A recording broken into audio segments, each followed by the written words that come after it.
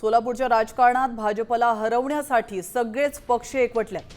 बार्शी तालुक्यात जिल्हा परिषदेच्या निवडणुकीसाठी चक्क दोन्ही शिवसेना एकत्र आल्या, तर भाजप विरोधात दोन्ही शिवसेना आणि दोन्ही राष्ट्रवादी यांनी महाआघाडी उभी केली आहे। आपण पाहतोय याबाबत कोणताही अधिकृत निर्णय झालेला नाहीये असा खुलासा ठाकरे सेनेचे नेते संजय राऊतांनी केलाय।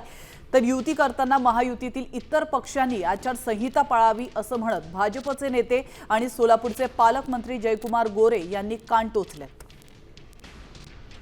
युती होते, युती आघाडी होते, या सगळ्या गोष्टी चालू राहतात। याच्यावरनं एक लक्षात येतं की भारतीय जनता पक्ष हा मजबूत पक्ष आहे आणि त्याचा पराभव करण्यासाठी सगळ्या पक्षांना एकत्रित यायला लागतं।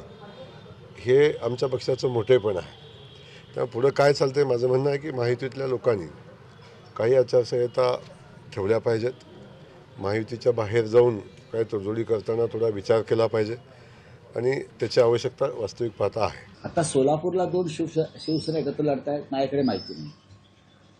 माझ्याकडे माहिती नाही, हा निर्णय अधिकृतपणे झालेला नाही, एक तुम्हाला मी सांगतो। अशा प्रकारचा कोणताही निर्णय शिवसेना पक्षप्रमुख उद्धव ठाकरे यांनी घेतल्याची माझ्याकडे माहिती नाही आणि ते घेतील अशा प्रकारचा निर्णय असं मला वाटत नाही।